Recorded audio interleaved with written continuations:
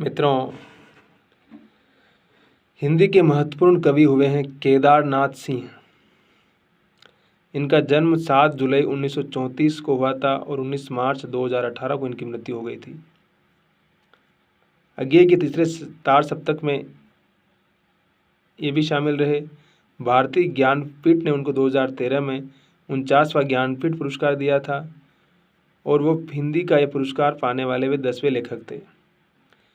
इनका जन्म 7 जुलाई 1934 को उत्तर प्रदेश के बलिया जिले के चकिया नामक गांव में एक गौतम क्षत्रिय राजपूत परिवार में हुआ था।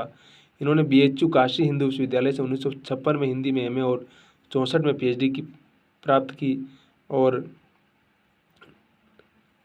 बाकी बाद में ये जवाहरलाल नेहरू कुछ वक्त तक के पडरौना में हिंदी के प्राध्यापक रहे और बाद में जवाहरलाल नेहरू विश्वविद्यालय में बतौर आचार्य और अध्यक्ष पर JNU में काम किया इन्होंने।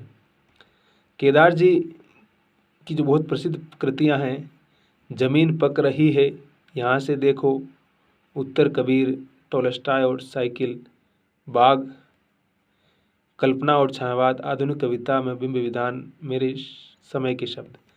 मतलब मूलतः इनकी ख्याति कवि के रूप में ही रही है, लेकिन आलोचक के रूप में भी इन्होंने काम किया है। अब देखिए इनके कौन कौन से संग्रह और कब कब प्रकाशित हुए, जो समय जो दे रहा है मैं बता रहा हूँ आपको। अभी बिल्कुल अभी 1960 में छपा था। ज़मीन पक रही है 1980 में कविता संग्रह है। यहाँ से देखो 1983 में, बाग 1996 में, अकाल में सारस 1988 में, उत्तर कबीर और अन्य कविताएं 1995 में, तालस्ताय और साइकिल 2005 में, सृष्टि पर बहराज 14 में।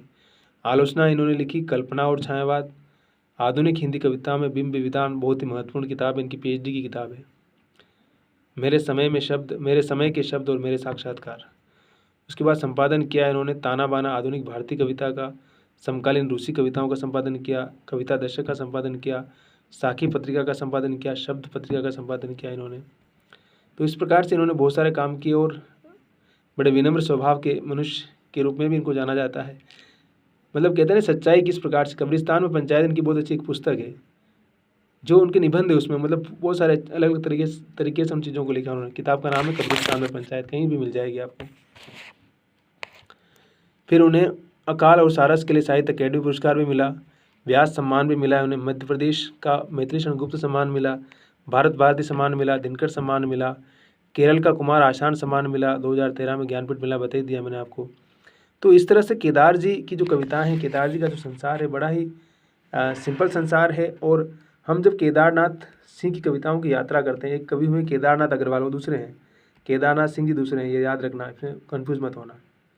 तो केदार जी ने जिस विनम्रता और जिस सहजता के साथ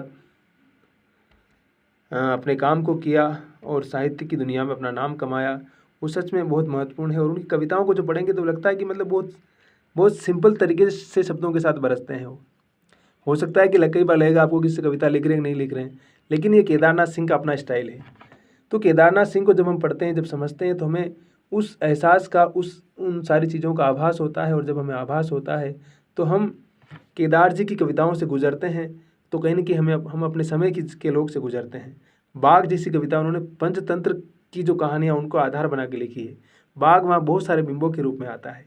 तो कवि किस प्रकार से बिंब विधान करता है और अपने हृदय के भावों को किस प्रकार से शब्दों के माध्यम से बाहर ले आता है, ये अपने आप में महत्वपूर्ण है।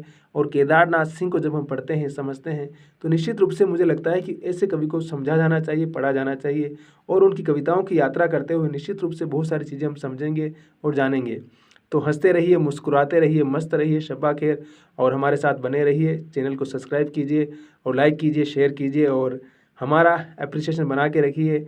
Have a great day. मुस्कुराते रहिए, हंसते रहिए और मस्त रहिए। ज़िंदगी इसी खूबसूरती और इसी हंसी का नाम है और कवि यही कहता है कि आप हंसते रहिए। रघुवीर साय कहते हैं कि हंसना बहुत ज़रूरी है ना। तो हंसना, हजारी प्रसाद द्विवेदी की हंसी बहुत प्रसिद्ध है, आपको मालूम ही है।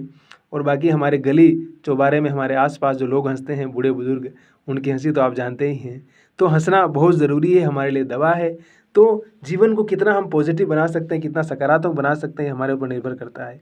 बाकी सारी चीज़ों को छोड़िए और फालतू चीज़ों के चक्कर में न पड़ के अपने काम में डूब जाइए, अपने आप को तन्मय कर दीजिए, फिर देखिए कुछ भी नामुमकिन नहीं है। यस।